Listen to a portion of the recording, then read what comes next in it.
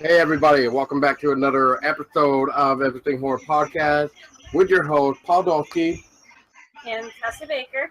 And we got some guests tonight, which is also going to be a little bit different. There are guests, but we're also Barry's guests, which Barry will get to in a moment.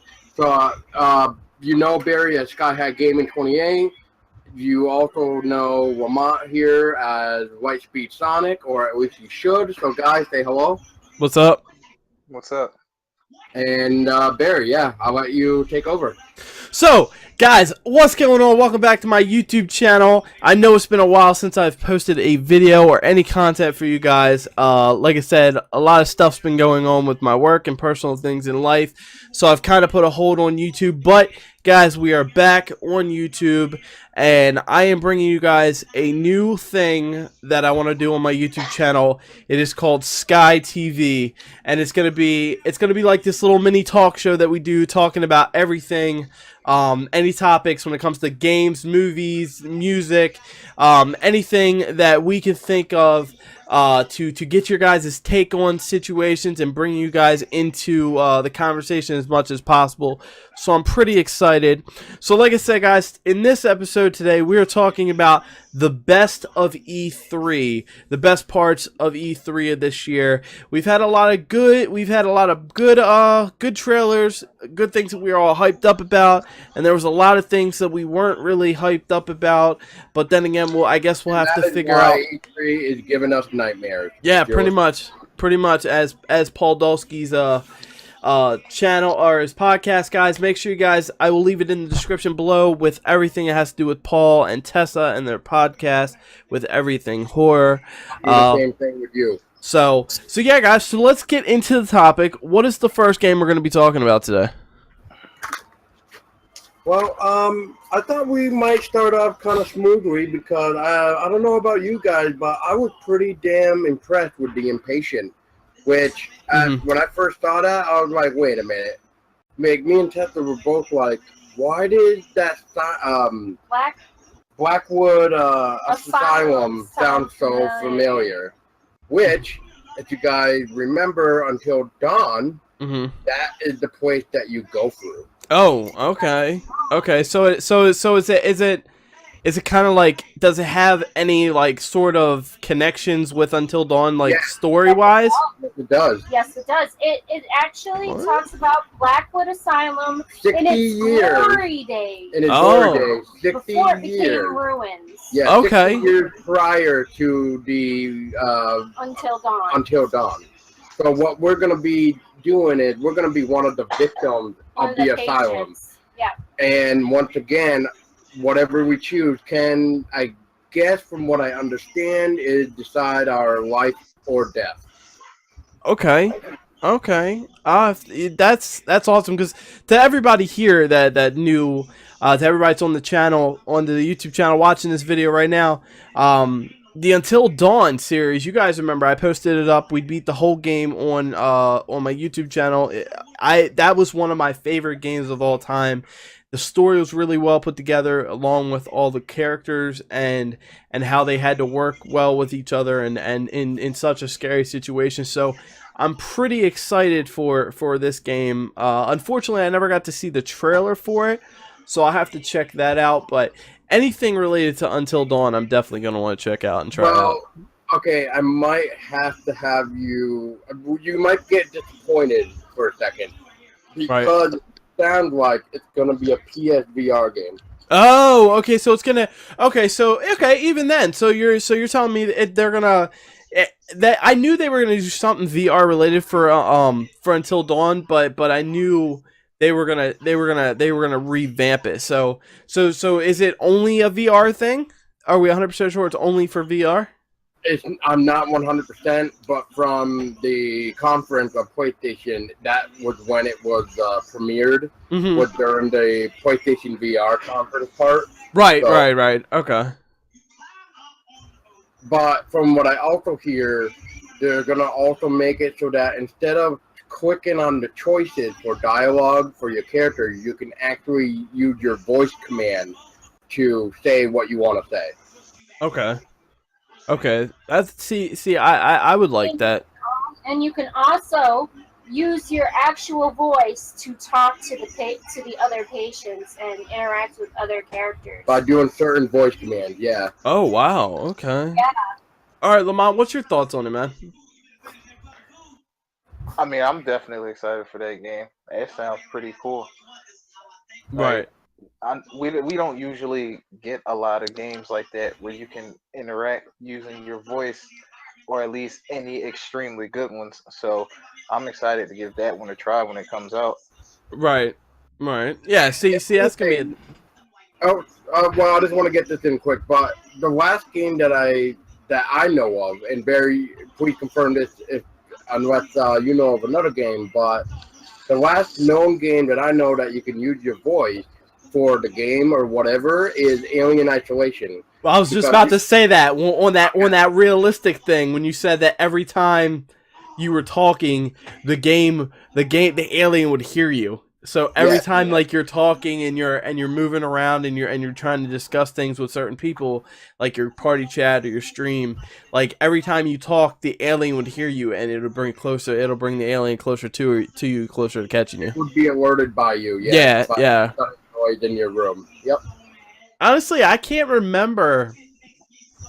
Honestly, I don't think I can off the top of my head. I don't think there's another game that you could give commands or that uses your voice. You know what I mean? I mean the only thing I know of is really like Until Dawn when they did with the whole keeping the controller steady. You know what I mean? That was like the only interactive thing I really know that. But that wasn't with your voice. That was just not just that though, Barry. But not besides just steady, like holding your controller still and Until Dawn. But you could, if you, what's the word here? Change the option to use your controller to pick the choices for you. Oh yeah, I remember that too. There was a game on PS3 that used your voice. I don't know if you remember Binary Domain. I've heard of it. I never played it and I never experienced it, but I do know what you're talking about though. Like I do know the game. I heard of the game. Yeah, What's it called? Binary Domain. You could tell your team to give you like suppressing fire and the hold back and stuff like that. I'm not familiar with that title. I'll have to look it up after this podcast. All right, so that's gonna be a game that when are we expecting to get that game, Paul? Do we know? Maybe next year. So okay, so it's coming out. So they're pushing that for more of a next year type thing. Yes. Okay, I understand maybe, but then again, they didn't really give us a release date, so I'm just gonna say next year just to be on the safe side. Well, like I said, at the end of the day, maybe we'll hear more about that this year at the Sony Experience. Maybe they'll give us more on it as the time gets closer to it, and maybe they'll give us a better release date. Maybe they'll give us more information about it, and all that stuff. So okay. Definitely, we're definitely gonna have to stay tuned, guys, for any more information. What's that game called again? It's called Impatient or Impatient. Yeah. The Impatient. Okay. Before we continue, Tessa, what are your thoughts on the Impatient? I'm actually very curious about it, especially finding out that it has ties, and it actually is based before Until Dawn, and it takes you inside the asylum before its ruins. So I'm actually very intrigued by it, and I'm looking forward to see what they come up with. Right on. So, all right, guys. So skipping ahead a little bit, let's talk about a game that I know we're all, well, maybe we're all, but I'm pretty excited for, and that's Shadow of the Colossus coming back to the PS4 in a remastered version. So tell me, what are your guys' thoughts about that? Hang on, Barry. Not remastered, full-blown remake. Oh, it's a full. Oh, I'm sorry. I stand corrected. It was a remake. It's a complete remake of the game. Complete remake. Oh, ground up using PS4's technology. Oh, like see, they did with Crash Bandicoot. okay, see, I didn't know. I thought it was a whole remastered, but Yeah, remake. see, I was just about to say the same thing because I've been reading everywhere. It's not a remake; it's a remaster. That's what I heard. That's what I thought I heard was it was a remastered version of the game. They were just remastering the game to the PlayStation 4 graphics. That's what I Yeah, thought. that's what I was thinking too. So, It's so, a, so you're telling I me mean, it's a it's whole remake of the whole game? yeah. I mean, it's gonna have like the same story and everything. It's just like just picture the PS2 and PS3 version never happening. Right, right. Okay. Yeah, I can see what you're talking about. Yeah, so it's a whole revamp of the game, like a whole new. They're selling the game all over again. Like they wanna see, and it's gonna come out like like it's just coming out on PS4 for the first time. Yep. Yeah, Okay, I can see that. Well, honestly, I'm pretty excited for it because even then, it being a PlayStation 2, PlayStation 3 game back in the day, the game for its time was really far out there, like advanced. You know what I mean? When it came to the fighting style and the story mode and how deep it took you into the game of playing it, it was very advanced for its time. You know what I mean? So I'm definitely excited for that type of game coming out because I want to see what they can do with it in a remastered slash remake version on the PlayStation 4. So When I first saw the trailer for it, I was very intrigued by the graphics and like the overall like gaming environment. And I've honestly never played it, but it oh, looks you like will now. something. It looks like something I will definitely try out and see if I like it. But based upon what I saw in the trailer, it definitely piqued my interest. right, and it when I played it on PlayStation 3 and PlayStation 2, it was phenomenal. Like I remember playing that game for hours on hours. I think I beat the game like 4 or 5 times. I just enjoyed playing it so much. I then again I just have I had that whole Greek mythology type thing when it came to killing the monsters and those beasts. You had to like even before like you killed them, the environment that you had to and the stuff that you had to endure to go to get to those creatures and those beasts and those monsters. And then you have to I like the fact that in order for some of the monsters you actually had to climb on like you had to climb up like mountains and big castle buildings and walls just to jump over to them. And then like I think one of the ones that I enjoyed was it's you had to climb up.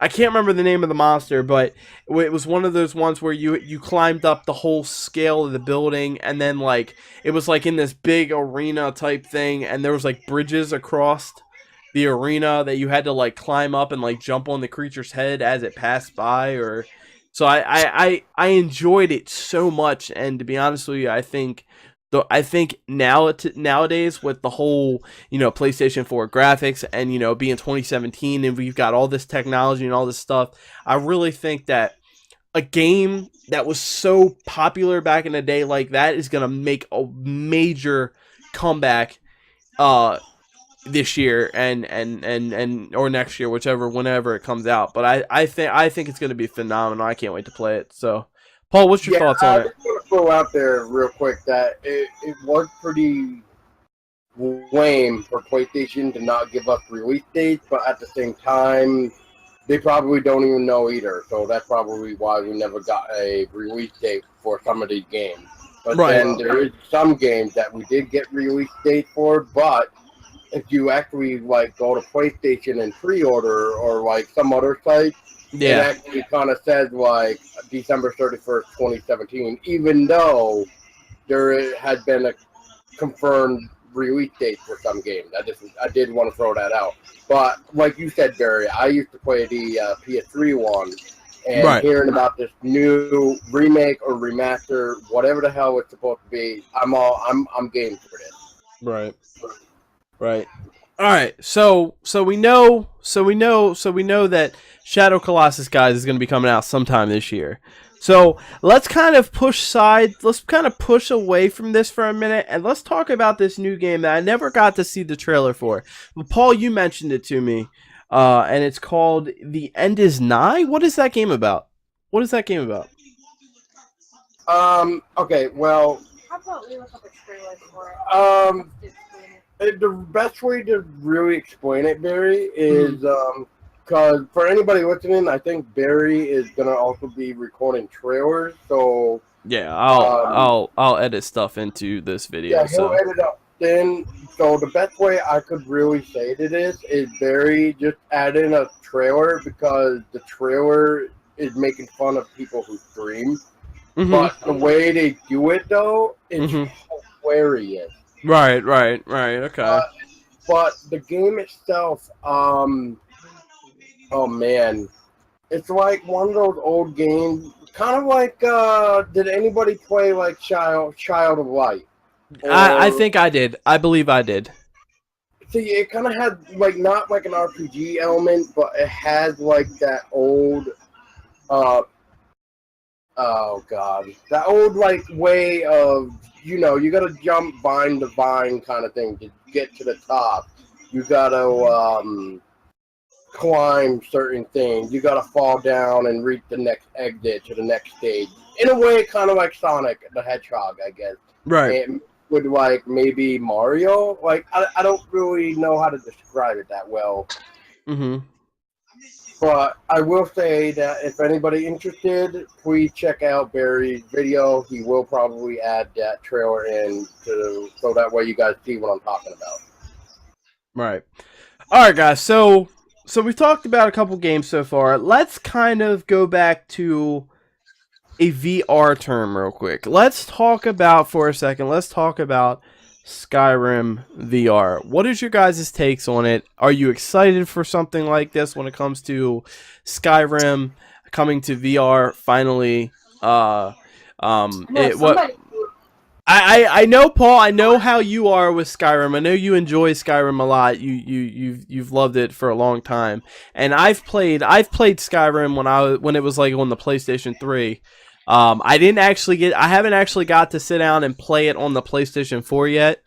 But when I saw the trailer for the new Skyrim VR, I think that's going to be something that I could play in the future. So, Paul, since you play Skyrim a lot, tell me what your thoughts are about the VR, and do you see anything that's good with it? Do you see anything that's bad with it? Let me hear your thoughts, bro. Okay, so first off, I just want to say that recently I ended up losing my Skyrim file that I had, which luckily I had an old save of mine, but unfortunately it dates me back to 4 months prior. And so that means for the 4 months that I have played, it's now all gone. And oh, wow. Yeah. When I heard about VR, I was like, oh, is this going to be like an update to like maybe the remaster?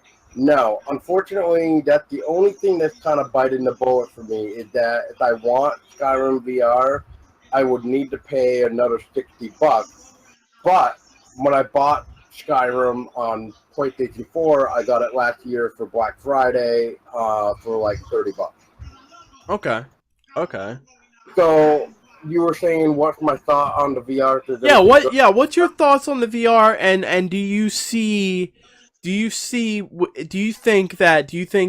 because it's coming to VR, do you think there's going to be any downsides of how you play the game? Okay, so I guess the best way to explain this or talk about this would be mention a couple games that I have played. Same with Tessa, who can help confirm this because we have played quite a few different types of VR games. One game we played, which is like a little horror game, I guess, is an indie game called Weeping Doll. That game is very weird. You can't really move unless you teleport. and It's got a weird gameplay system. it's just everything's weird about it. Mm-hmm. Like you could probably beat that game in like maybe an hour and a half. Like that's how short it is. Okay. I'm not, and Paul and I aren't necessarily fans of the whole like teleportation Right. method to move. Right. Which was another game that was mentioned in E3 in a minute about VR too. But then we played another VR game called like Dying Reborn, Mhm. where you can physically move the character from like controller wise, not teleported. And that's either the It's like a Saw ripoff in a way, but Right. not really. you use a wireless controller or what, the PlayStation Motion Move. controller thing, Yeah. like the Move controllers. Yeah, like if anybody remembers PlayStation Move, like the Oh, I PlayStation- remember that. I used to play that a lot back in the day. Me too. Yeah. But that's what you were able to use is those wands. Right. pretty Right. Otherwise, there's other games where you can literally just sit down and just enjoy the view. Like, me and Tessa recently played one, which unfortunately we lost the data for that as well, which is the PlayStation VR World. Mhm. One is called like Shark Attack, where you're like literally in a cage going down in the depth below in the water, and you get attacked by a shark. Oh, okay. Okay. That was pretty badass. Yeah, Right. that was cool. That sounds pretty cool. We also played a game together. We helped each other called that's a VR game called Time Machine. Yeah, oh god. Yeah, Oh that was- yeah. That was really fun, and the environment was awesome. And like the experience is like you feel like you could just reach out and like touch like the fish or whatever. these creatures. Yeah, like That's how close they got to you. yeah, because like you had to get close to them while trying to stop time in order to scan like their eyeballs or their fins or something. That Right. Yeah, there's a lot of scientific shit involved in this game, but it's really It was really very fun. good. It was really cool though. Right. So it was definitely fun trying to figure out what I needed to scan in order to like 100% my codex, I guess. You know, hey Barry, you know the like prehistoric shark called the megalodon, Yeah. big ass shark. Yeah. I remember that. I had to help Paul scan one of those. The actual like how big this fucking thing is in comparison to a human being is ridiculous. This thing is like think of like Godzilla but a shark. Right. Like when you say that, I think of, I know this is probably a cheesy way, but I think of Jaws, but I also think of like Sharknadoes. You know what I mean? That stupid movie with the sharks. You would think of stuff like that when it comes to that. So Yeah, the megalodon is like 100 or maybe even 1,000 times bigger than Jaws. right. Regular size shark, it's huge. Right. We're talking like fucking dinosaur size. Right. When it comes to that. All right, Lamont. Let me get your thoughts on it. What do you see? Did you play a lot of Skyrim, or did you play any Skyrim when it was out on the PS3 or on the PS4 at all? I've never played Skyrim a day in my life. What the hell? Oh, I know, bro. What are you missing, man? What are you missing? I honestly never. It never piqued you. Actually, no, I've never gave it a second look. I actually need to like play it. Right. Like, So anyway. Paul, so Paul, do we have a estimated time this game's the Skyrim VR is coming out, or is that going to be another one that they haven't announced yet? One Let moment. me double check because I'm pretty sure I just saw it in the PlayStation Store, so I just want to double check. But just for a final verdict thing though, I just want to say is that as long as Skyrim doesn't want you to teleport, I'm all game. But Right. if it has a teleportation system in order to move, It's gonna lose our interest. it's gonna lose my interest really bad.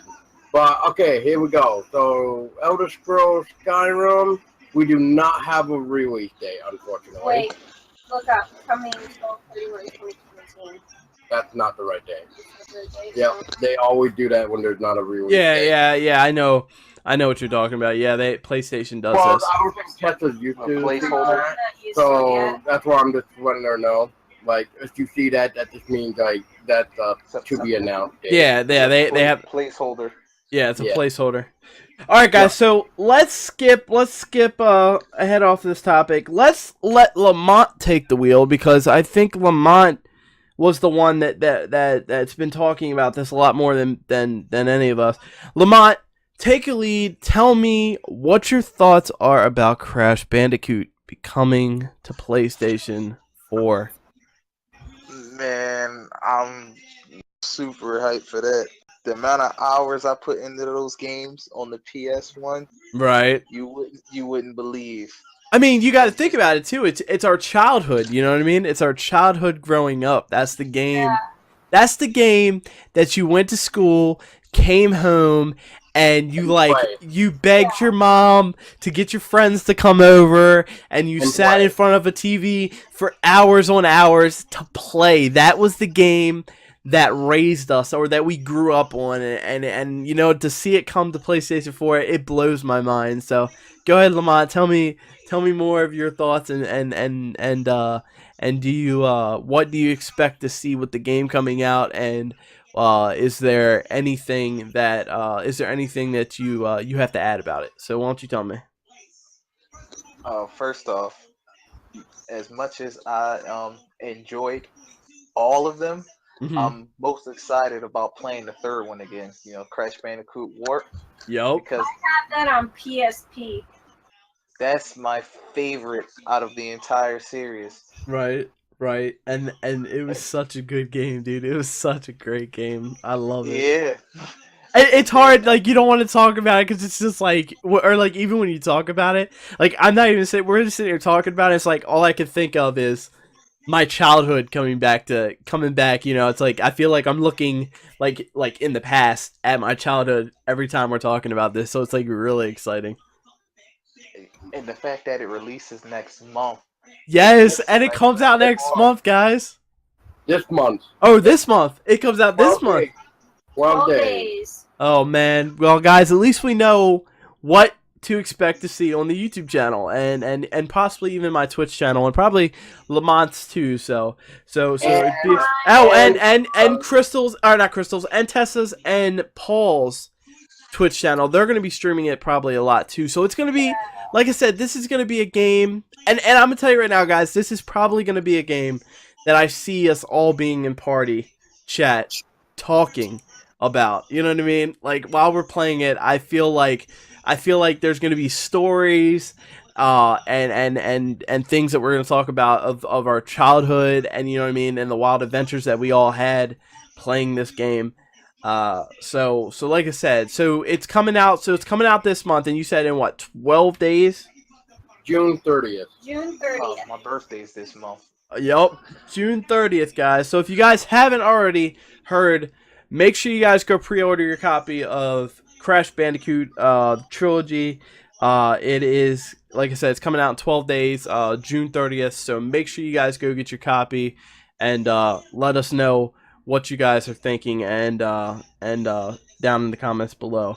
But let's talk about a game that I know right now. I know Paul and Tessa and Lamont are both gonna kill me for right now. But let's talk about a game that I haven't got to play yet, but I actually just added it to my library, and that is Life is Strange. I have not played Life is Strange yet. I have not played the first one. I know, boycott me, slap me in the face, do what you want. You disgust me, I know. All I'm going to say is be careful what you say about that game, because Tessa has not finished it yet. Yeah, see, I haven't even played it yet. So it's like, we talk about it, I haven't experienced it. So like I said, I think this is going to be more of a game discussion for more Paul and Lamont, and maybe even Tessa, because she's played it. But for me, I can't sit there and say that I will. I've started it. I've Okay. had to start it on a different console, because I did have it. You do have it for PS3. Yeah, I have it for PS3, but I restarted it on PS4. Right. Yeah. So tell me what your guys' Okay. thoughts are. Lamont, you want to go first, or would you like me to? See, I don't want to drop any spoilers, seeing as how. Well, either way, I'm gonna play it. So. Well, so this is all I'm gonna say then. Like, I think maybe Lamont may agree with me, but all I want to really say is that be careful what choices you make. That's all That's all I really want to say, because every decision that you do and make sure you look at everything. Like, before you even go to your main objective, go and explore. You need to explore, because there is a choice that is very important. Like, there's really quite a few important ones, but this one that I'm really trying to like not spoil for you guys is very crucial, because it involves a person. Right. Okay. And depending on your choice, it can go either way. Mm-hmm. Otherwise, I'm gonna say Life is Strange almost made me cry. So Like, it's very the game definitely touches your heart. Is that what you're saying? Yeah, No Oh matter it's yeah, what, more emotional. it's a yeah. very emotional game. Okay. Yes, I'm almost 30 years old, and I teared up. Yeah, ladies and gentlemen, if you've everybody in the played YouTube, go if ahead. you've played those Walking Dead Telltale Yeah, games, yeah. just think of making decisions like that, except way more emotional. Oh Really? yeah. Oh man. Okay, so it's definitely going to be a game that I got to try out. And guys, to be honest with you, I'm going to pre-order my copy of the game. But I promise you, no matter what, actually, to be honest with you, what we might do for my channel is we might play Life is Strange to the first one, and then once we beat it, we'll lead into the second one. And I think that's what's going to happen for me, because do we know real quick? I don't want to. Do we know is the second one connected to the first one in any way, or is it a different Yeah, side? so this next Life is Strange, called Before the Storm, I don't really want to know too much about it right now, but I Mhm. can tell you what it is. Um, so Before the Storm pretty much means this is taking place before the first game. You're playing as one of the other characters that you meet in the first one, but it's only a 3-part episode, which I found very weird. Mhm. But if you buy the deluxe edition, I guess it comes with like a bonus episode where you actually play as Max Redfield, or whatever last name was, one last time. Okay. Okay. Okay. Yeah, so Lamont, did I pretty much nail everything? Yeah, you did. Yep. Okay, so yeah, Definitely. you did your pretty much your explanation about Life is Strange.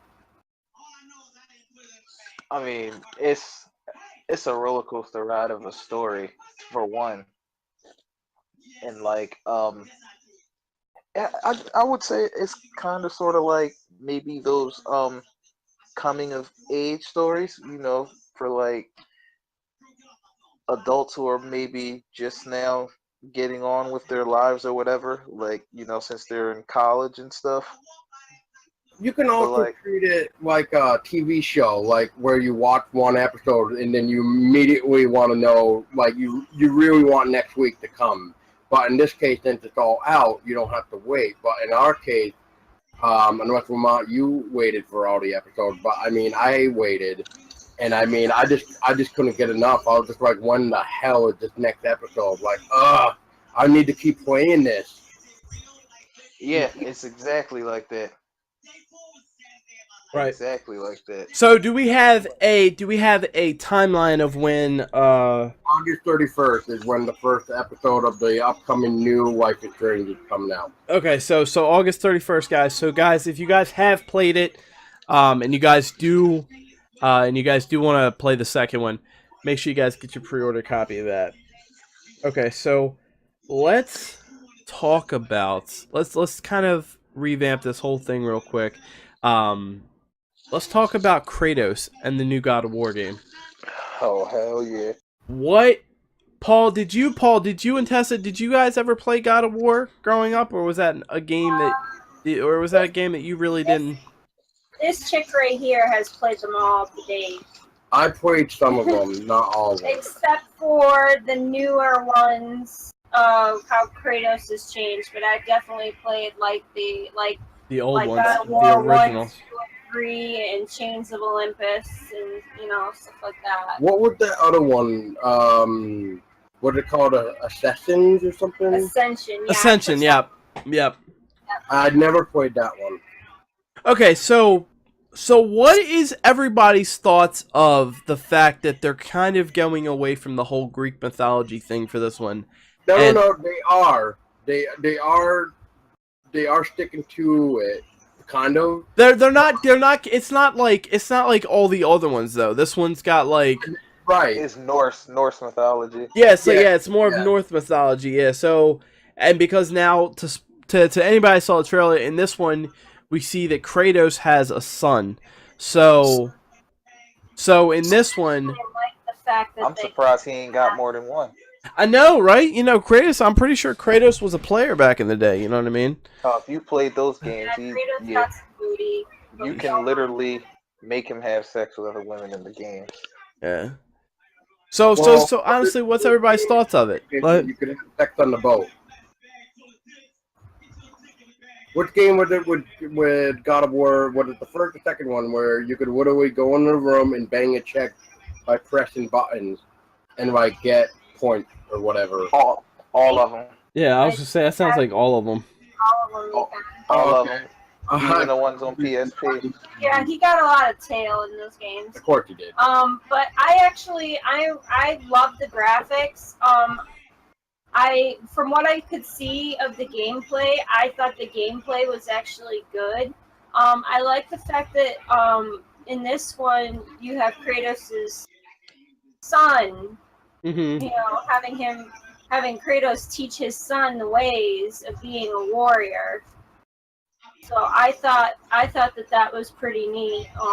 And it made me want to play it even more because I'm just kind of like I want to see where this story goes.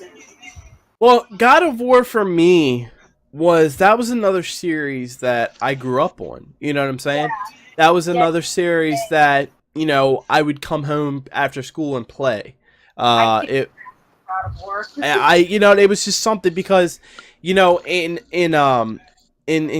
school, one of my favorite subjects was history, learning about the Greek mythology, learning about all this cool stuff, and then for them to put it in a game and in an iconic franchise known as God of War with Kratos, it was something that I was excited for, and I had so much fun playing it. That was a game that I was playing by myself. I wasn't playing with a lot of my friends. It was just I'd come home, I'd play it. Those are the games that I kept to myself with and played.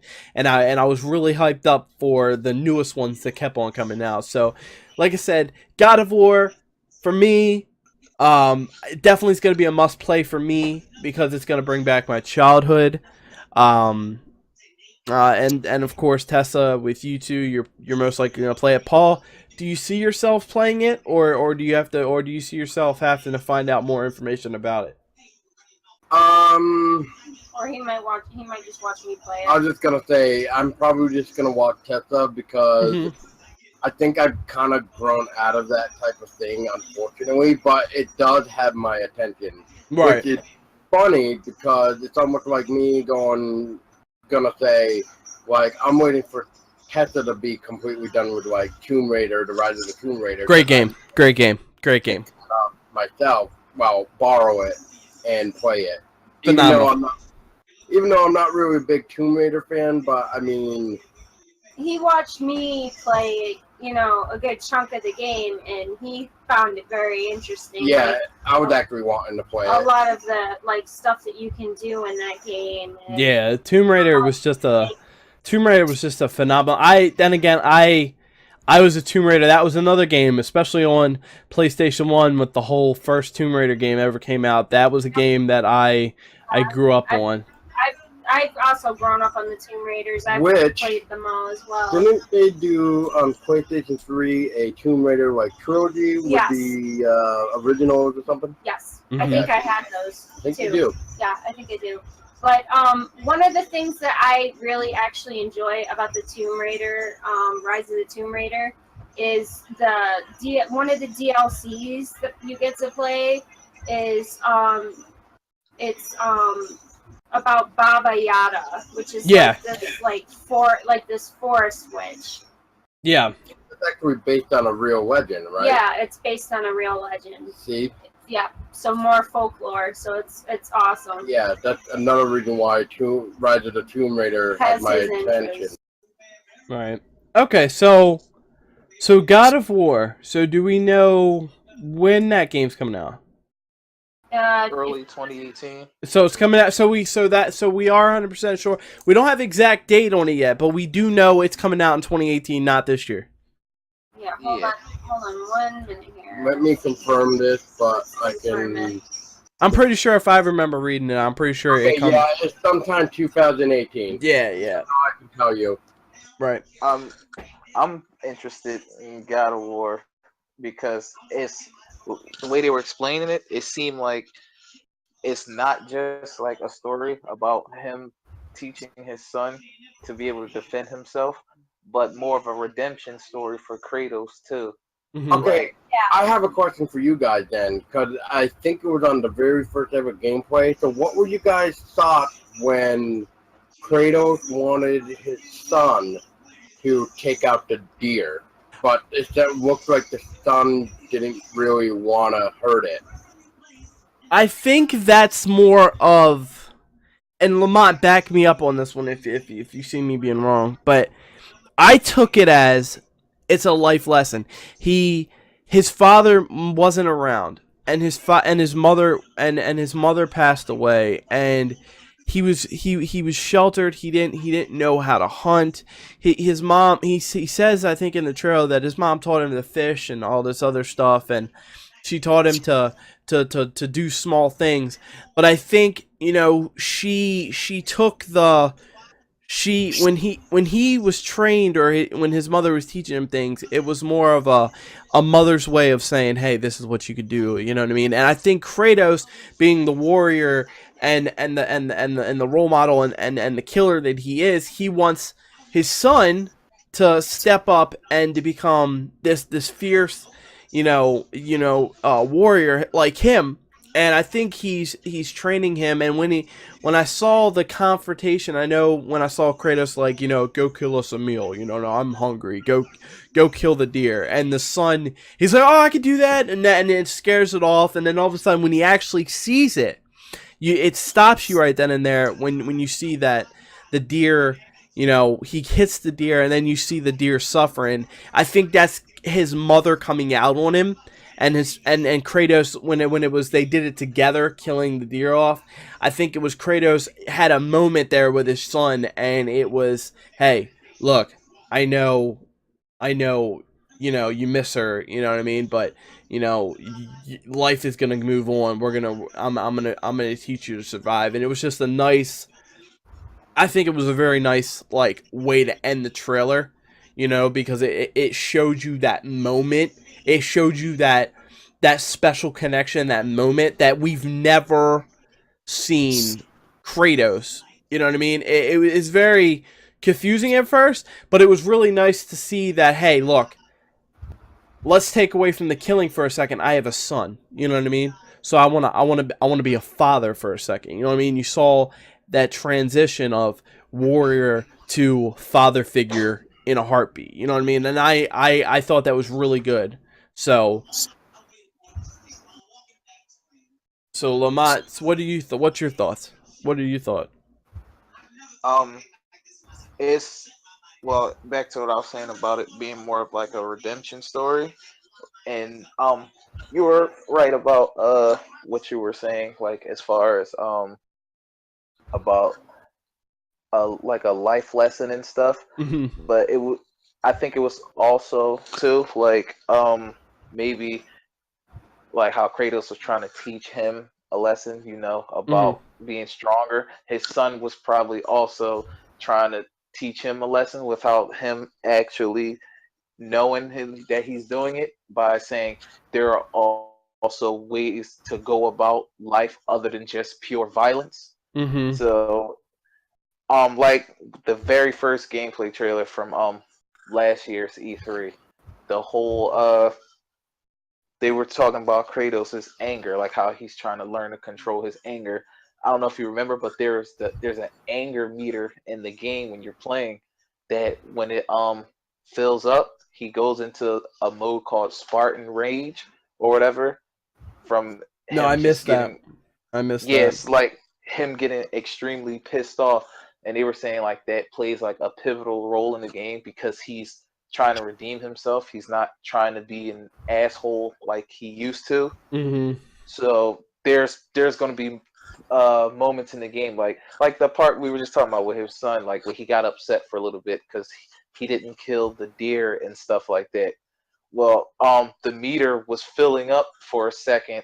Like maybe if you guys go back and watch the very first trailer, but Mm-hmm. like he started the he caught himself in the middle of him getting angry, and he calmed down, and like you could see like the screen maybe turning red a little bit, like he was getting angry, but then it slowly started to go back to normal as he calmed down.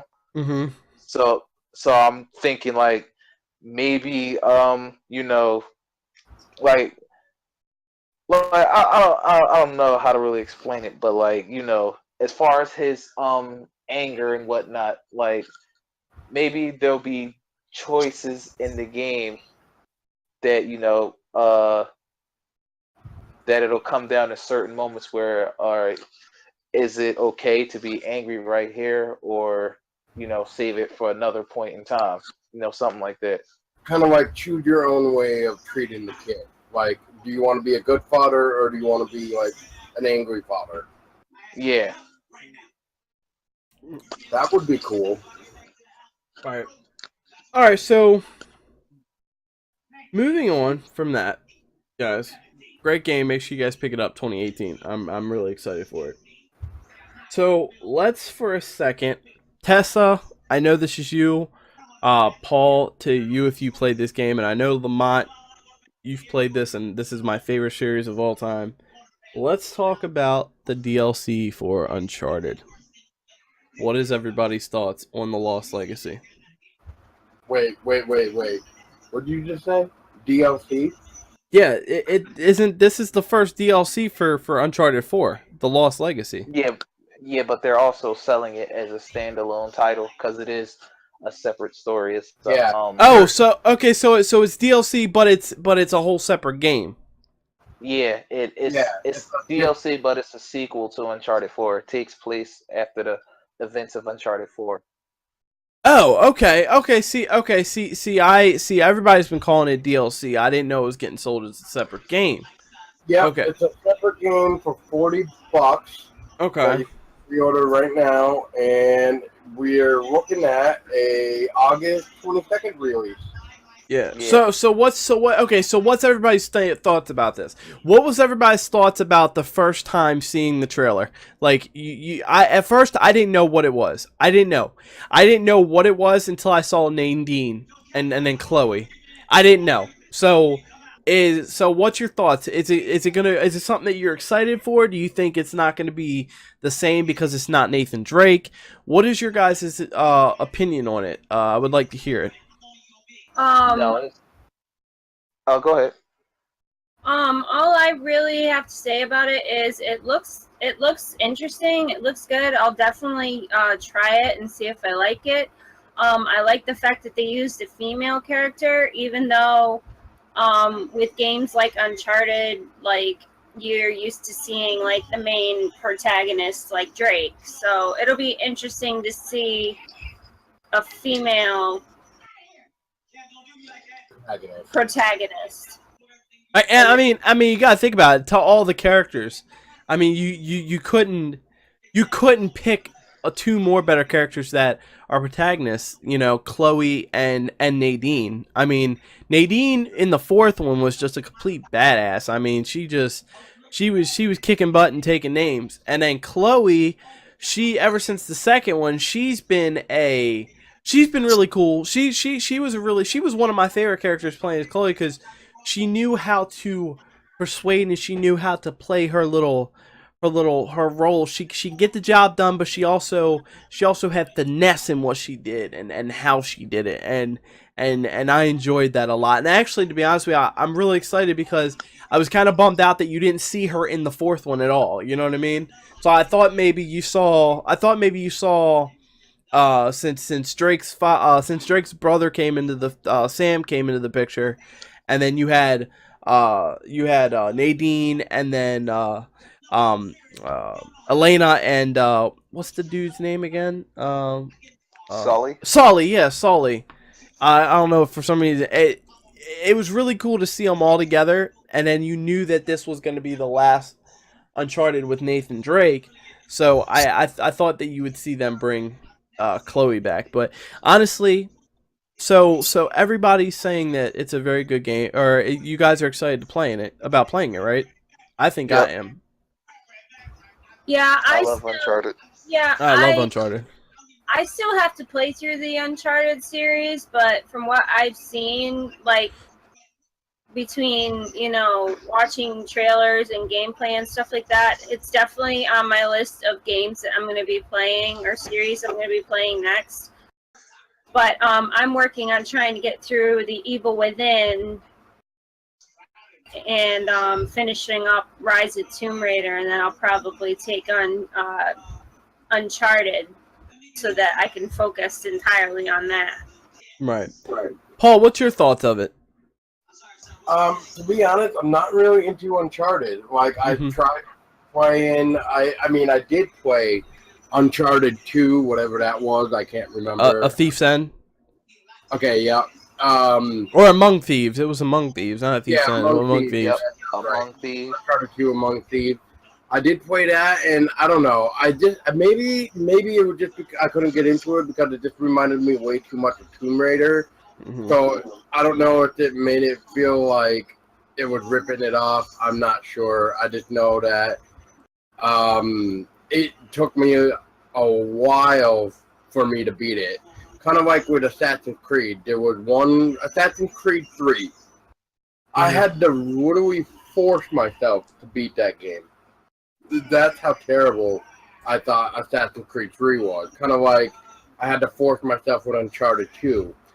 But just for shits and giggles, one thing that I thought was really weird is that on Assassin's Creed 3 DLC, when you had to go against George Washington because he became king, I thought that DLC was great. Like, if that was the main game, you going after George Washington, I think I would have liked it more. Right. Well, I like the fact that in the fourth one, that, you had everything. Like, the first one was, what was the first? The first one was the Lost City, pretty much. El Dorado, which I liked. And then, what was the second one was, Shambhala, right? Shambhala, the Tree of Life. Yeah, the Tree of Life. And then the third one was, the City of Gold, right? It was, It was the Lost City. Yeah, the Lost City, which was supposed to be made out of gold. And then, but I like the fact that they went from all those to a straight pirate hunt. You know what I mean? In the fourth one, I thought there was no better way to go out than a pirate hunt. You know what I mean? With Captain. All on greed. Yeah, we got all on greed and Captain Avery and all this other stuff. And I thought I like the fact that. You saw the 12 pirate captains. And then what I'm gonna tell you, my favorite part of Uncharted 4, and I'm just gonna say this real quick. And I know maybe you guys have a different favorite part, but with me was the fact that they got into the pirate Topia, and you saw all the pirate lords poisoned at the table. I thought that was really cool that they put all of it together, and then you notice that Captain Avery and Captain Tui or Captain Two was those two were fighting it out for the treasure. So I thought that they did really good with it. I think the DLC, honestly, I rated Uncharted 4 definitely a 9 out of 10. Only because there was a couple things that I wanted to see in the fourth one that I didn't see in the fourth one. But overall, 9 out of 10, great game. Still, in my opinion, I would definitely play it again. So I think this DLC is definitely going to be a DLC that I see myself playing. And do we have a release date on this? For Uncharted, Yeah. August 22nd. Okay, so August 22nd, guys. So if you guys enjoyed the Uncharted 4 and you guys want to check out the DLC, make sure you guys go pre-order your copy today. Paul, Tessa. About $40. So Paul, Tessa, this one is for you because the next two is for you because I didn't even see this trailer. What is Hidden Agenda? You want to take this one? You want me to? Okay, so Hidden Agenda caught our attention in a way, but we're still trying to figure out if we're interested in it because, I mean, don't get me wrong, it looked cool, but then again, we're wondering if you can only play it as a couch thing. And what I mean by that is, so Hidden Agenda, you're pretty much a police detective, and at certain points in the game, you have to make a decision. So this is called, I forget what they just called it. It was like PlayStation, oh man. Everybody was playing it on their phone. On their phone, yeah. On their Android. I don't remember what it's supposed to be. Oh, like PlayStation Cap or something? I don't remember. We'll just say PlayStation Cap because I don't remember. But pretty much you just use your phone to vote on what to do for your choice. So the more votes on a decision, that's what your detective is going to do. Right. Okay. Yeah, like that. So pretty much the only thing that really, I guess you could say, not making it 100% sold for me is if you can play with your friend, can you also do it online, or is it only a couch-only game? Right. Right. I can see that. I can definitely see that. Well, and we'll definitely have to. I definitely think we should definitely check it out some more, get some more information on it. Like I said, it could be, it might just be a game that you play every once in a while, you know what I mean? If it looks interesting. So, do we have a release date on that, or is that more of a 2018 thing too? I want to say 2018 because I don't think I've seen anything on that. So, I'm going to just throw out another 2018 game. Okay. Okay, so let's talk about for a second this new game. In my opinion, it has more of an inside, the game Inside and what is it? The Never Alone game. This Moss game. Is this the one with the mouse? Yes. Yeah. This is the one with the little mouse. I saw the trailer for this. And I was very. I didn't know what to think of it, but it definitely caught my eye, and I was very interested in it, even though I didn't know what it was. So to Paul and Tessa, explain to me, what is Moss? Moss is about this little mouse. This little mouse that goes on like an adventure, and he has like the sword, and it's pretty much like a mouse warrior or something. Just going around killing shit like a spider. And then near the end of the trailer, you run into a snake as like a big boss. Or some type of boss. And we all know that mouses and snakes don't mix. No, they don't. I took it as it also. Maybe this is the wrong way to explain this, but I also took it as it reminded me of Little Nightmares with the big fat people and the little guy, because you saw like on certain things, like because he's this mouse, you saw like these doors were super humongous, and I is there, besides the snake, are there like big, like, are there people involved too, or is it just more of like um animals related, with the whole what you're to encounter while playing this game?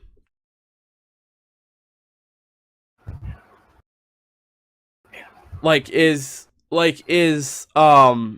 are you gonna be encountering like people, or is it more only, Animals. or is it more of only of an animal aspect? Animal aspects. Oh, okay.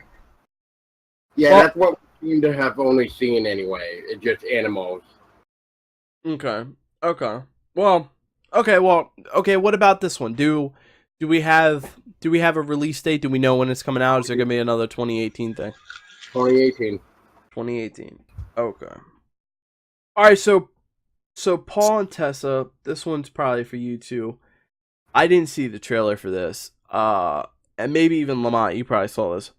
What is Call of Chattahoochee, whatever? Call of Cthulhu. Call of Cthulhu. Yeah, whatever.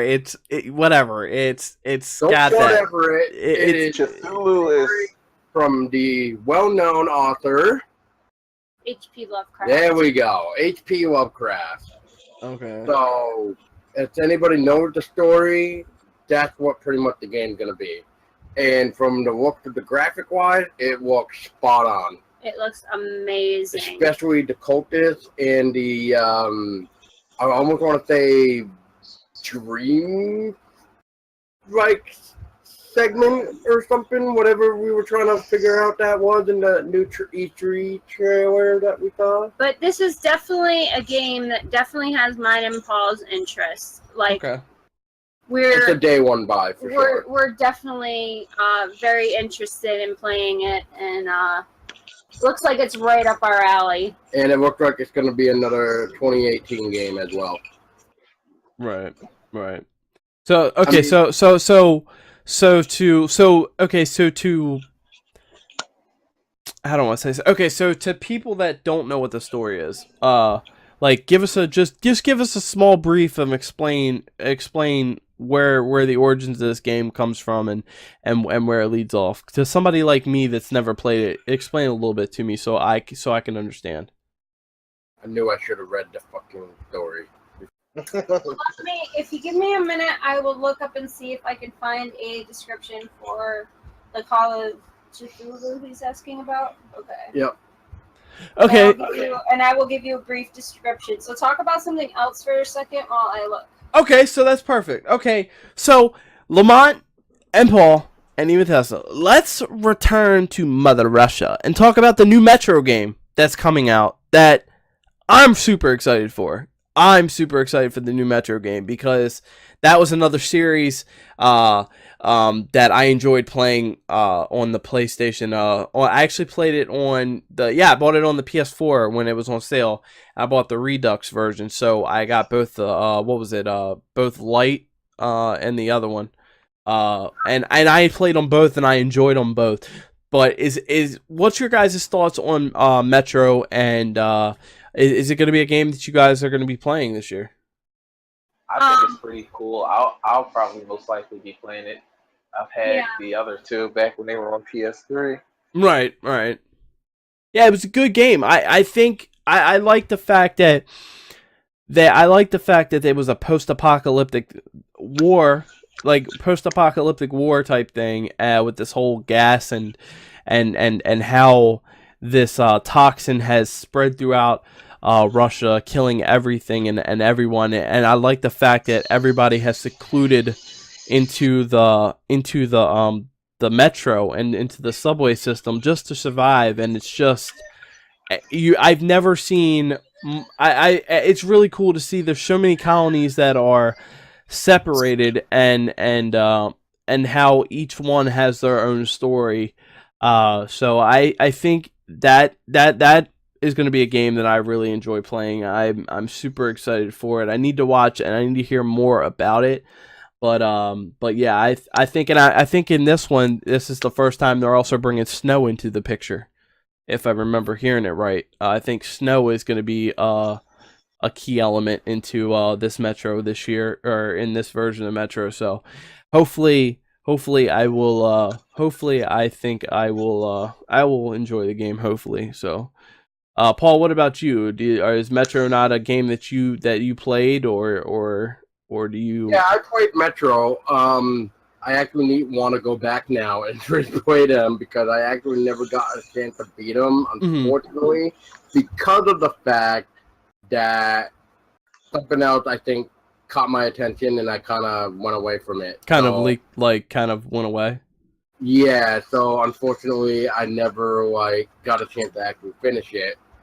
But let's go back to Call of Cthulhu for a minute. Okay. And we can tell you a little bit more. So Call of Cthulhu is a game that's inspired by H.P. Lovecraft's work. For how much Lovecraft has inspired eons of worth of horror with endless tendrils of influence creeping into every medium, video games have been surprisingly lacking. But the game itself is based on a 1981 pen and paper RPG by Chaosism. The people at Cyanide are styling Call of Cthulhu as an RPG investigation game. Now, what that means is a bit complicated, but fans of the original will be familiar with the focus of the story over combat. Monsters are few and far between, but pieces of their influence can be found if you look hard enough and know what to look for. Just be careful, as secrets you uncover might cost you your sanity. To translate this into gameplay terms, you play as a private detective, Edward Pierce, as with every Lovecraft story. Edward's seemingly mundane assignment reveals itself a clue by clue to be a terrifying tale of otherworldly horror. At your disposal are 9 different investigative skills broken down into 3 different brackets based on schools of knowledge. You have conversational skills, your detective skills, and your higher learning like medicine and arcane arts. You improve these skills by leveling up and gaining experience by finding clues and overcoming the game's challenges. Correctly navigate your way through a conversation with the groundskeeper and you'll be granted access to the mansion and experience boosts. Fail and you'll have to find another way in. The dev team stated that there are several points to solve each puzzle, so you will never be blocked off from finishing because you didn't put enough points into forensics. But forbidding knowledge comes at a price, meaning you will have to spend your sanity to progress. So that's pretty much a basic rundown. So pretty much you're going by your sanity. And you're a detective. And you're a detective, and I guess from the sound of this, the more you lose your sanity, the more you're losing focus on, I'm assuming, the real world or whatever's going on around you. Right. Okay. So I mean, it sounds like an interesting game. I've never played anything before that, so I think when it comes to that, I think that'll definitely be a game that I try out, and I will definitely probably end up giving my review on it. Honestly. Well, we can actually finish this article if you want. There's only 2 more paragraphs left. Oh yeah, go ahead. This is all screenshots afterward, but yeah, I'll let Tessa finish up then. So that way anybody that doesn't know can learn more. Now, when you aren't sleuthing out clues and delving deeper into the hidden profane foundation of our universe, you'll be sneaking around and avoiding abominable horrors. What we saw in the demo was a brief chase through a gallery of the occult, the centerpiece a painting with a sinister depths. As the macabre creature crawls from the canvas, Edward is forced to take refuge in a nearby cabinet. Unfortunately, his newly developed claustrophobia causes him to panic. Stay in the closet too long and you'll run the risk of having a heart attack. The phobia mechanic will alter how you play the game and develop based on pivotal events in the story. It's reflective of the phobia mechanic in the pen and paper game, where strong breaks in sanity will result in a permanent debuff. So before we go to the last paragraph, now what do you guys think of that? If you stay in a closet too long, you can actually have a risk of having a heart attack. Now that is something I don't think we've ever seen in a game. Well, yeah, I think it's gonna be cool because honestly, it keeps you It on your really edge. You know what I mean? It keeps you on your edge and it keeps you moving. You know what I mean? It's not gonna, it doesn't keep you all cooped up hiding and all that stuff. So I want to see how that will how that's gonna affect things in the future. But go ahead, Lamont. I'm sorry, I didn't mean to cut you off, buddy. No, go ahead. You can continue. Oh, I finished. So go ahead. You do your. All right. Well, does Lamont want to say something? But I thought I heard him say something. No. Oh, I was saying, like, I guess it's kind of forcing you to use your wits or whatever, you know, kind of trying to make sure you're not hiding from the enemy too long, kind of like forcing you maybe in the combat. Kind of like you're dreading too much, like almost like in real life. Maybe like you would think, like, would you think if you had too long? Do you think your heart would race to the point where because you're overthinking, like, man, should I get out of this closet? Should I stay in here? Like, if I go out of the closet, am I gonna get killed, or can I have a chance to escape? Like, it's probably, I don't know if that's what they mean by their way of what they were just saying about their what was it they just said, the phobia mechanic, yeah.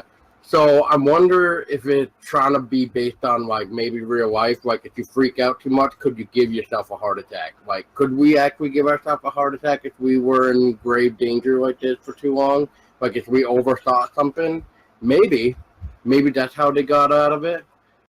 But yeah, so let's finish up this article, and if people want to see the screenshots, head on over to dreadcentral.com to read more about Call of Cthulhu and see the screenshot.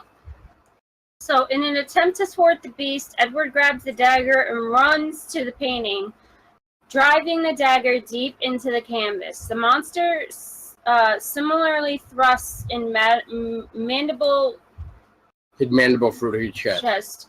Tough break. Edward, I guess you have to solve the puzzle a different way. The team told me, however, that the way to solve it certainly isn't through combat.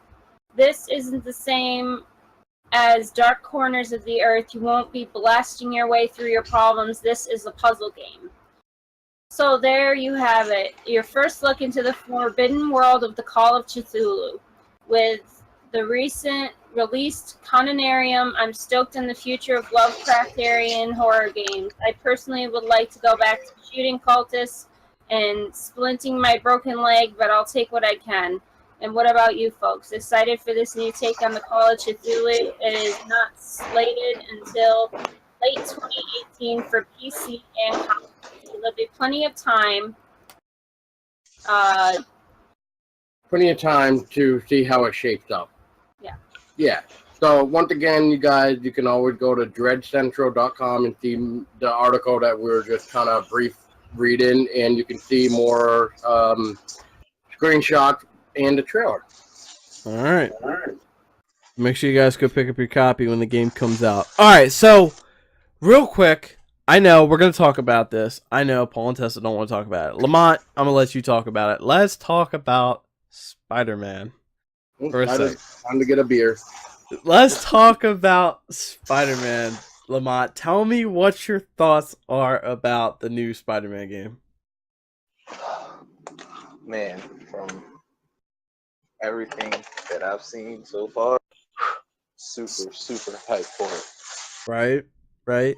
I like the fact that it's the people, it's from Insomnia, the people that made Batman, which I love that. I love the fact, so you know it's going to have the fighting styles like Batman, you know what I mean? So I think that's going to be a really good thing. It's going to keep you on your edge when you're playing that game. But let's talk about right now. Let's talk about the suit. The suit alone won me because it's not like any normal Spider-Man suit that you see, right? It's a whole brand new costume. they've done it interactive to where the eyes every time you could tell his type of personality and how he handles certain situations through the with the visor, the eye goggles that they move down, they close down, they squint when he's squinting. So they're very interactive with that. And the suit in general, I thought was really cool because it's something that we're not used to seeing. We're not used to. We're so used to the generic Spider-Man suit, but they wanted to give us something new. So, what's your thoughts on the suit? I think it's very creative for the game. Like, something different. Right. Makes it seem like, they're trying something fresh. Mm-hmm. Right. I totally agree. But let's real quick talk about the E3 review or the E3 trailer for that. Yeah, It blew my mind. I thought that I was watching a movie the whole time, man. Like, I've never been so drawn in. I mean, don't get me wrong. I'm 24 years old. I'm a big fan of Marvel / DC when it comes to those comic book heroes. But the fact that it's a new game made by Insomniac, and they just went all out with the trailer, man. Like, the trailer, when I was watching it, when it ended, man, I was so upset, man. I didn't want the trailer to end, man. I thought I was watching a movie, but they did a really good job. Do we know right now? Besides, I know Kingpin's in it, but do we know what villains are actually in it? No, they didn't confirm any except the one that was in the helicopter. But they did confirm that he isn't just one of the story quests, or that could be like a side quest. Right? Yeah. They never announced if he's gonna be like if he's gonna be a main villain or if he's just gonna be like one of those side things. Like, you remember, like when Batman did it, he had all those side missions. So I think. So honestly, I think he's gonna be. I think it's gonna be. There's gonna have to be more take on it. We're gonna have to find more about it. We still didn't get a release date officially for the game yet, but guys, if you guys haven't already, check out the trailer. It's gonna be phenomenal. I think. I think it's gonna be a game that it's gonna be a fun game. It's not for everybody, but for those comic book fans that grew up being a Spider-Man fan, and to any comic book fans, I think that's going to be a game that you will see yourself playing. And I promise you, well, I can't promise you, but I know it's probably the way the trailer looked. I'm pretty sure when you actually officially play it, it's going to blow your mind, and you're not going to want to put the controller down, because that's what I took out of it when I watched when I saw the trailer. So is there anything else about the Spider-Man game, Lamont, that you actually want to talk about and bring up? Well, I wanted to correct you on earlier when you said that it was made by the people that did Batman. It's actually made by the people that did Resistance. Is it Resistance? Is Lamont cutting out on us? Can you hear me? Oh, I can hear you. Okay, now I can hear you. Yeah, I was saying. You are cutting out, though. Oh. All right, how about now? Okay, we can hear you now. What's up? I said I actually wanted to correct you from earlier. Mm-hmm. It's actually not made by the people that did Batman, but it's made by the people that did Spyro the Dragon and Ratchet and Clank. Oh, okay. Well, somebody brought up that it was made by the people that made Batman, so that's why I thought it was by the people that made Batman. They borrowed the fighting style from Rocksteady. Oh, okay. Okay. Oh, okay. Okay. That's what. Okay. Insomniac Games is known for Resistance as well. Oh yeah, yeah. True. Resistance. That was another great game. But yeah, guys. So good. Yeah, it was so good. But yeah, guys, so honestly, guys, make sure you guys check that out. This is Spider-Man PS4. It will be coming out sometime probably next year. It'll probably be late next year because one of the reasons why is we haven't heard anything about a release date, but then maybe, honestly, guys, we might hear about it in December at the Sony Experience. So make sure you guys keep yourselves stay up to date with the game as best as possible if you guys want to get your hands on a copy of that when it releases. Let's see. I think let's talk about real quick. This is Paul and Tessa. Let's talk about Vampire, this RPG game that you play as a vampire / doctor. I think we were talking about earlier. So go ahead, Paul and Tessa, tell me about this. You're a doctor / vampire set in London times. The new 10-minute video can help describe a little bit more of the time era, but I think it's like 1800, somewhere around that, I think, is what I heard. And I've been trying to keep up to date on this game a lot because there's a lot that can be said about the game, especially I guess there's multiple ways you can play the game. Like, if you really want to, you can save humanity, or wipe it off the face of the earth. You can kill every single person in the game. That sounds like my kind of game, honestly. So it's weird, and what really catches my attention is that it's an RPG game, but you're playing as a vampire. I mean, what else can you possibly wish for an RPG and horror game? And Tessa will give you a little bit more about it in a second, which we're looking at a November release date for Windows, PlayStation, and Xbox. Okay. All right, so while she's finding that, guys, let's... Oh, she has it. Oh, she already has it? Okay, cool. The plot revolves around vampire Dr. Jonathan Reed, who is coming to terms with his undead condition. He must deal with being torn between the Hippocratic Oath and his newfound bloodthirsty nature. Player is under no obligation to kill to finish the game. Dialogue options can be used for hunting prey to feed on, which replenishes strength and levels up the lead character. Which, I'm going to pause you for a minute, which we kind of see in some gameplay about that, where some of these powers and stuff, like, there's some really cool abilities that you can use.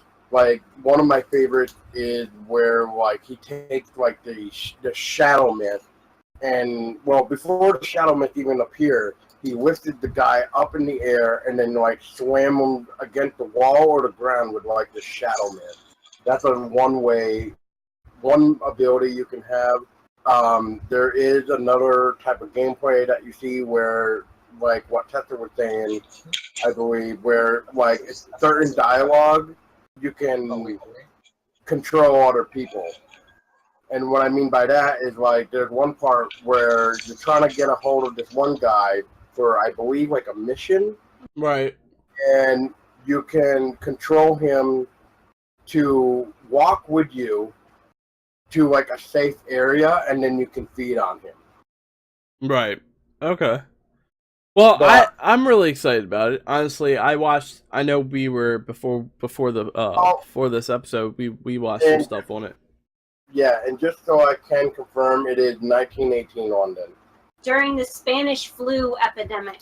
Oh yeah, I remember hearing seeing about that in the trailer when we was talking about the Spanish flu. Yeah. Yes, and one of the I want to say, I guess, abilities. I don't know if that would be the right term, but I will say ability for lack of knowledge, I guess. But right, you are able to tell if somebody is sick or healthy. Yeah, right. And you feed them out based upon that if you want to feed on them or. Oh, that's interesting. Yeah, I think that is interesting, honestly. And then Tessa here, just going to finish up the little paragraph here. Weapons and supernatural abilities are employed while combating enemies. London serves as a fictionalized semi-open world composed of 4 districts, all amenable to destruction should the average health of its citizens diminish. And like Paul said, Vampire is based in 1918 London during the Spanish flu pandemic. Setting was researched by traveling to London, and the visuals were made by fictional and factual reference points in in mind. And So- it's a third-person point of view. Yep. And you can have your own skill tree to level up certain skills. Right. From what I understood. Nice. All right. So, and you said when does that game come out? November. Okay, so- November 2017. Okay, so now, so guys, that's gonna be another game that's gonna be coming out this year. So make sure you guys get your hands on that copy. All right, guys. So I think we got a couple more games to talk about. I think one of them is Wolfenstein 2. What's your guys' thoughts on that? Did you guys enjoy the trailer? Was it everything you wanted it to be, or do you think that they left some stuff out from the first one? What's your guys' take on it? I've never gotten into Wolfenstein, but I think the first one, well, the last recent one was pretty good from what I played. Which one? The New Order or the Old Blood? Both the main game and the DLC. So the New Order. See, I played the New Order, but I never played the DLC with the blood. I never played that one, so I don't. Actually, a standalone game. Yeah, so I never played that one, but I definitely played New Order, and I enjoyed playing the New Order. I thought it was a really good game. Oh yeah, I enjoyed that game. So I think maybe before the game actually comes out, I'm definitely gonna have to pick up what's the DLC or the separate game? It's what's it called? The Old Blood or the Old Blood. Yeah, I need to pick that. Yeah, I need to play that before I actually play the second one that comes out. So Tessa, what's your thoughts on it? What did you think of the trailer? I thought the trailer was pretty neat. I definitely want to play the New Order. Yeah, I definitely want to play the New Order and then play the second Wolfenstein. Right. Yeah. Well, I mean, honestly, I think the first one, the story was really well put together. There was some parts of the story that I didn't understand, but then again, I guess I kind of rushed through it. I never actually took my time and focused on things. I kind of just did a quick playthrough of the game. So I mean, there's of what I played, I enjoyed it a lot. So like I said, even before I play the Old Blood, I might have to replay the New Order. So like I said, I'll definitely have to take a look at it, and we'll have to see where things lead us. But I enjoyed the trailer. So, and do we have a release date for that yet this year, or is that more 27th. October 27th this year? So that's when Wolfenstein 2 comes out, guys. So make sure you guys also check that one out. All right, guys. Before we move on, I do want to say that if people like collector's edition, there is a $100 collector's edition done too. Oh, for Wolfenstein 2, there's a collector's edition. Yep. All right. Well, definitely, guys, make sure you guys check that out. And guys, if you guys have any other questions about all this stuff, make sure you guys look it up. Go to Google, search up things. They will definitely. Google has the answers for everything. So make sure you guys get more information, all the information you guys can before making your final decision.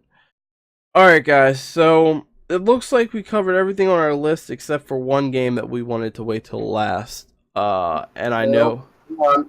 I got a look right here. I'll take the mic then for now to help finish up. Oh, okay. Before we talk about the last thing. So, one thing that me and Tessa wanted to go back and talk about, because we did kind of start about it, but we never got a chance to go into the other game because we went into something else, but that's okay. But, babe, it is the Doom VR, or as they would say, Doom virtual fucking reality. Kind of like the big fucking gun. And it had my attention at first because I was like, ooh, a Doom VR game. This sounds cool. Then I went to go watch the trailer, and me and Tessa decided that It started to lose our attention quite quickly when we noticed that by the looks of it, from the trailer, it looks like your way of movement is by teleportation method. And Paul and I aren't huge fans of the teleportation method in VR. We'd rather be able to move freely and not have to, like, you know, teleport to get to where we need to. Yeah, but I almost feel like with a game like Doom, you don't want to use the teleportation. You want to be able to move freely with like a wireless control. Yeah, so I just wanted to throw that out there. But on that note, I know you Barry wanted to talk about this, and this is State of Decay 2. Yeah, State of Decay 2. I think the second one, I watched the trailer for that today, guys, and State of Decay 2, guys. Unfortunately I thought it was going to come to PlayStation 4, but honestly, I saw that it was more for Xbox and it was coming out on PC. So, knowing me, I don't have an Xbox One, but I definitely will pick it up on PC to play it. I definitely will see myself streaming that game. It looked so good compared to the first one. The first one was still a phenomenal game. It's pretty much, to anybody that doesn't know what State of Decay is, State of Decay is a zombie survival horror, or not, it's a zombie survival game. You join a community, or you find yourself in a community, and you gotta recruit people. You gotta build up walls and reinforcements, and you gotta try to survive the zombie horde. You also lose people in the game, and as you lose people, you do find more people later on down the road, depending on the choices you make and everything, which I really enjoyed the first one. So the second one is definitely going to be a game that I can see myself playing, I can see myself playing and enjoying for when the game comes out. So definitely, guys, if you guys haven't checked it out, go check out the State of Decay 2 trailer.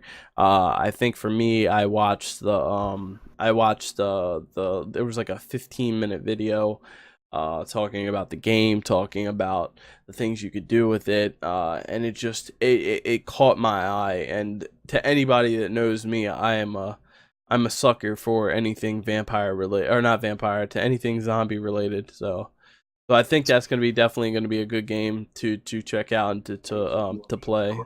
What about you, Lamont? Did you see anything on State of Decay, and what's your thoughts on it? It looks pretty cool. I mean, I haven't played the first one, seeing as how I don't have an Xbox, but I have a friend who plays it, and from what I know, it's a pretty good game. So it looks interesting enough. Since I know he has an Xbox and he'll be getting it, I'll most likely give it a try. Yeah, Paul, Tessa, what do you guys think of it? State of Decay. Yeah, State of Decay 2. I don't know. I mean, usually if I can't play it, I don't really like to get into it. But I guess from what I've seen, it looks cool. I guess. I mean, babe, what about you?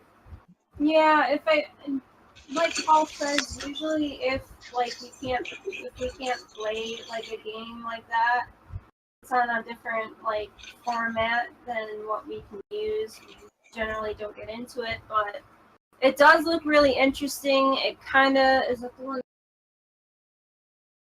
Yes. But, yeah, it kind of reminds me of 7 Days to Die in a way.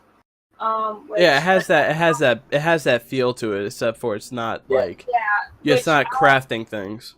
Which I enjoy playing 7 Days to Die, and I know Paul and Barry do. Oh yeah, I love playing me some. All playing it together, so it definitely gave me that 7 Days to Die kind of. Right.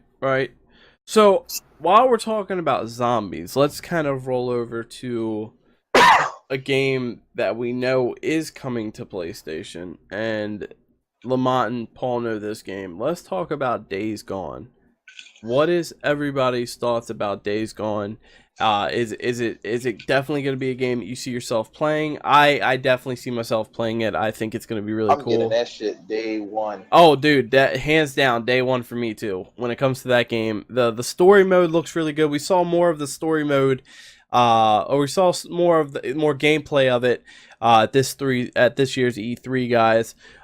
You guys saw how I think the gameplay of it was he was rescuing. And used the zombies as a way to get to the captive friend. Yeah. To one of his crew members. So you saw the ways that you use the environment and the zombies. You can actually use them. They are highly dangerous, but you can also use them to your advantage too. So I think that's really cool. Let's just talk about the graphics, guys. The graphics of the game just look phenomenal for being a post-apocalyptic world. I think this character, I don't know much about the character, but he does seem like a total badass, and he does seem like the type of guy that you can see surviving an apocalypse like this. So Lamont, why don't you tell me what your thoughts of the game are, and see if you can explain the game a little bit better. Well, so far they've only revealed two things about the main character: his name and that he's part of a biker gang, or should I say, used to be before all this went down inside the game. Um, but as far as what I've seen from this year's E3 and last year's E3, like it just looks really, really good. Uh, I'm excited for it. It kind of gives me like a Walking Dead slash uh, Last of Us type vibe from it. You know, because seeing as how you're not just dealing with those zombies or whatever they are, like as you can see from the latest trailer, there's actual other humans getting in the way of stuff too. You know, I mean, I guess sort of their way of trying to fight for survival too by stealing from other factions or whatever. Mm-hmm. But yeah, as far as that game, that's definitely going to be that's probably going to be a system seller in itself. So I'm super excited for it.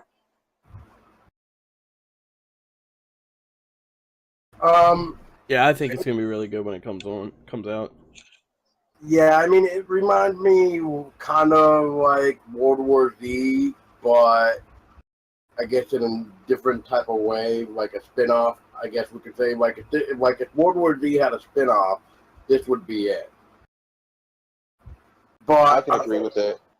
But unfortunately for me, it won't be a day one purchase because I don't know. I feel like I need to see more, maybe even see what people say about it at first. Like maybe I'll ask you guys since you guys are saying day one purchase. All right, What about you, Barry? Repeat the question to me again. I'm sorry. What are your thoughts on it? On the game in general, honestly, I think like you were saying, it's got that Walking Dead feel to it, definitely. And I think what I like about the game is the fact that this is going to be the first zombie game that it's got like it's kind of got like a regular, how do I want to say this? I guess you could say DayZ, but it's got more of a story. It's kind of like The Last of Us. It has that feel like The Last of Us, honestly though, for me, because of that gameplay and how you play it as. It's like it's not. I mean, you have to sneak around, but when you actually have to make noise and distract things and use the zombies to your advantage, like that's the type of feel that I get when I was watching the trailer for it. And in fact, it just seems very active and rambunctious. Like it's going to be a game that 1 minute you could be, doing your thing, next minute like you saw in the trailer, a fence explodes, or or a horde, you know, comes out of nowhere, and your heart rate is going to go through the roof, and you got to try to survive. You know what I mean? So it's gonna definitely gonna be a game that it's gonna keep you on your toes, and it's gonna keep you aware at all times. And I think that alone is what is making me excited about playing the game. So I think that's honestly probably going to be the most excited part about, or what I'm excited for the most, honestly, because it looks like a very good story. The graphics look amazing, you know, and the gameplay of what I saw just looked phenomenal. So I definitely see myself. What'd you say, buddy? I hope they polish the zombies more. The Yeah. zombies seem like they're not that polished. I just hope it's very gruesome. Like, not like, I'm not saying like but like I want him to, like, you know, because The Walking. Gruesome. What do we think of that zombie bear? Oh, I saw that, dude.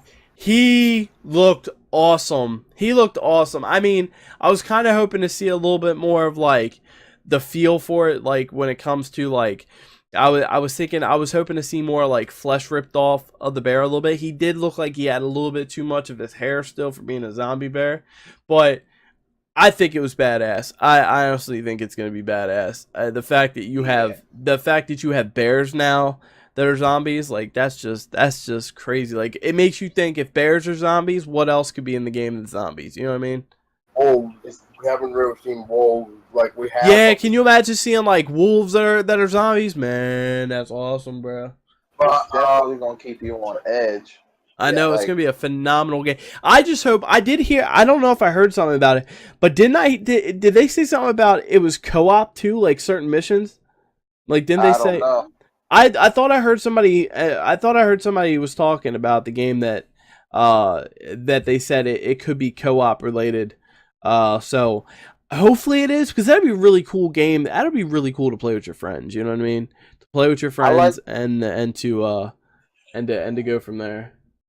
I like the type of main character they're using, because usually in like survival horror type stuff, they use like maybe a family man or something like that. But like, we're seeing it from the perspective of, like someone who's already been out there kind of like, fighting for survival, like a biker and whatnot. Right, yeah. I mean, yeah. Yeah, it's definitely gonna be, like you said, it's definitely gonna be a game that keeps you on your edge. You know what I'm saying?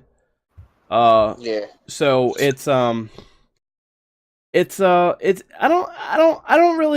don't really see myself like, I can't really put more into it, only because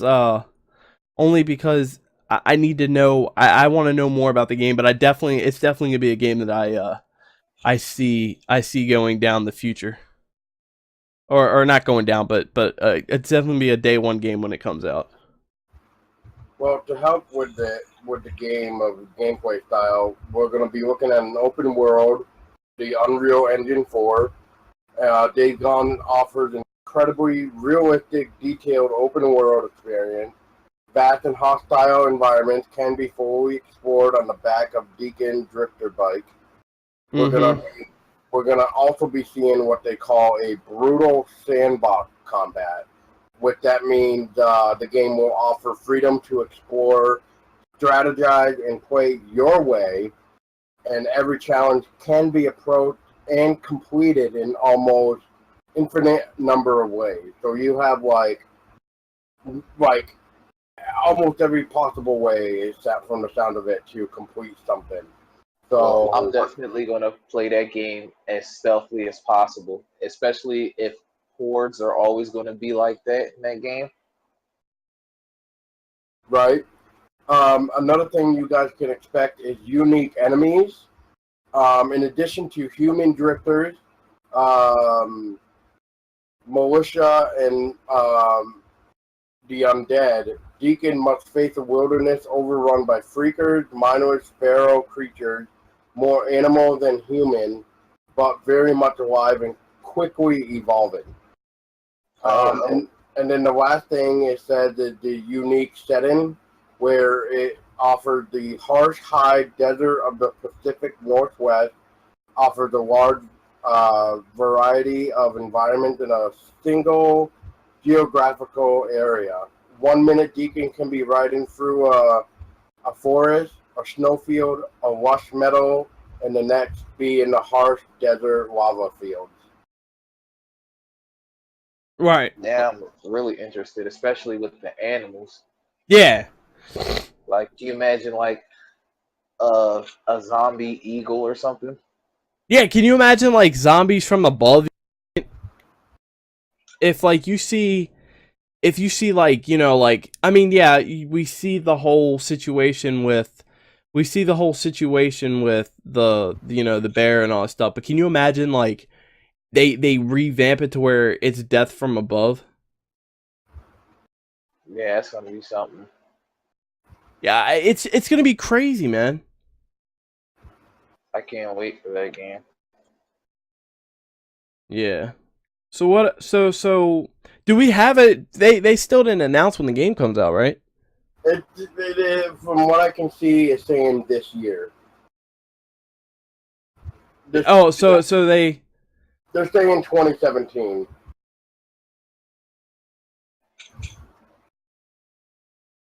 So that's all I can really tell you right now. 2017. All right. Yep. And did we just lose somebody? no, I'm here. I'm here. Yeah, I'm still here.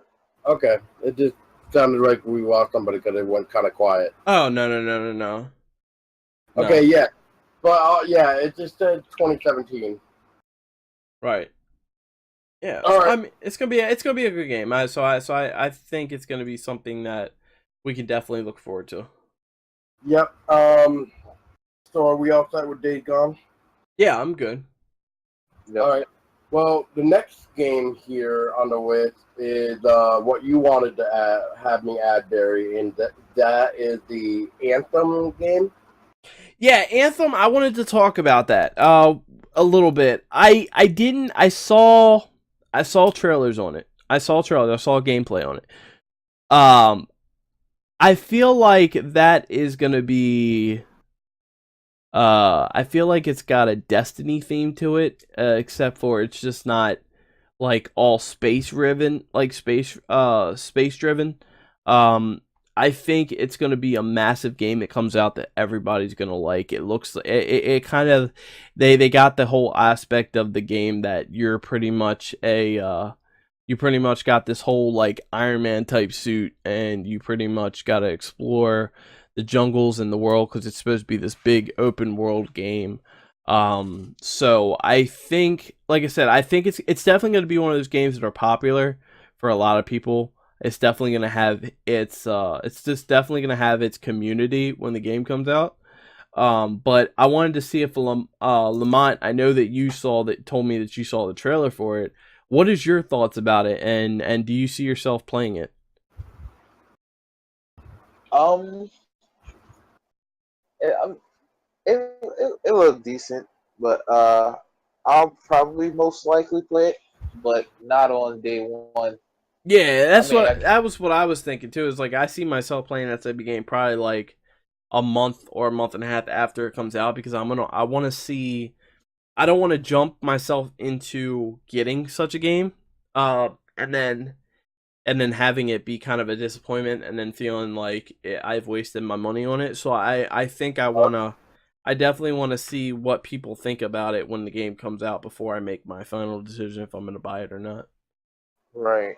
I saw, Like, yeah, but what did you see?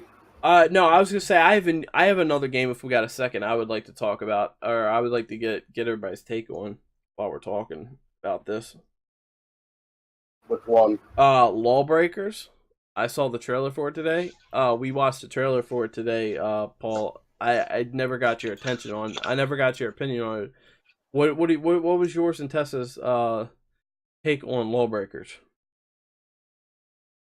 Um, I don't think it's really something for me. I don't.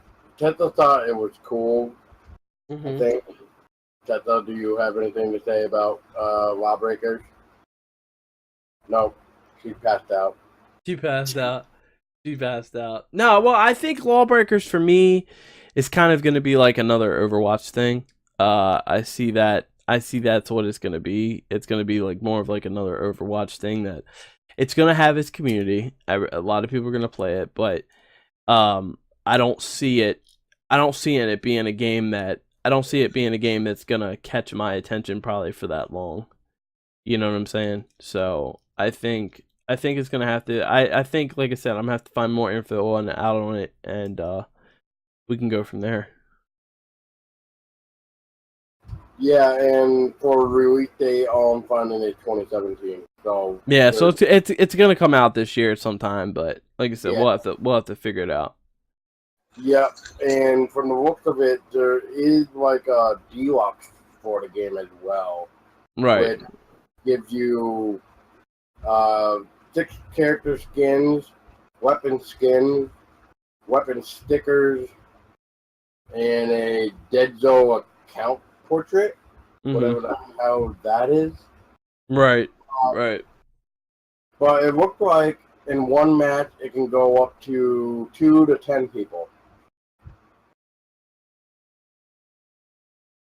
Yeah, I think it's gonna be a game. I think it's, like I said, I think it's gonna be a game that, like I said, it's gonna have its community, but I don't know, man. I don't know what to fully think about the game yet, but like I said, hopefully I'll be able to find out more information about it. And like I said, if you guys haven't pre-ordered any of these games, guys, and you are interested in seeing it, if we've talked about games, guys, that you haven't seen trailers yet for, but you say that, but the way we're talking about it, they sound interesting. Go check out the trailers, guys. The trailers will definitely point you guys in the right direction to decide if you're going to get these games.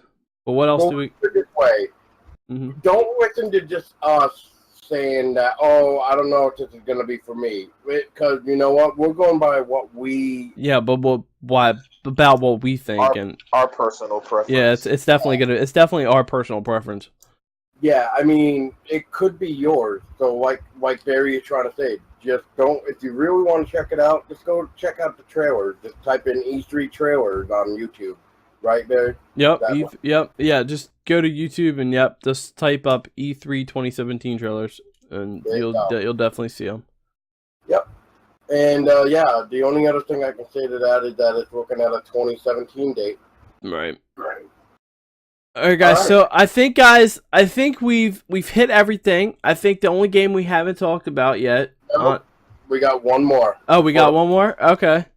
And that is the pirate game called Skulls and Bones. Skulls and Bones. Skulls and Bones, in my opinion, I think is pretty much Assassin's Creed Black Flag without the assassin. That's what I think. That's what I take my... I'm kind of wondering if it's going to be like... And I mean, I haven't really played the game, so I don't really know what the gameplay is like, but it does have me curious, but it almost kind of reminds me of Risen. Yeah. Risen is also a Pirates game. Yeah. From the fan, right? Yeah. It has that like Pirates of the Caribbean type aspect of it with the whole, fighting on the boats and all these battles that you see on the sea. But like I said, I think their goal when they made the game, or the aspect of it, because a lot of people enjoyed Assassin's Creed Black Flag, but they just enjoyed the pirate aspect and the part where you were able to fight on the boats and have those battles in the sea. So I think Ubisoft wanted to make us a game that was kind of relating to that. That was nothing but like a pirate type aspect. So like I said, I definitely think it's going to be a really good game. That game, I don't see myself getting that on day one, but I definitely see myself getting that eventually, because I think that's going to be a really good game to play with a group of your friends every once in a while. Agreed. All right, now we're at the finale, I think. All right, guys. So Unless Lamont or Tessa have anything to say about Skulls and Bones.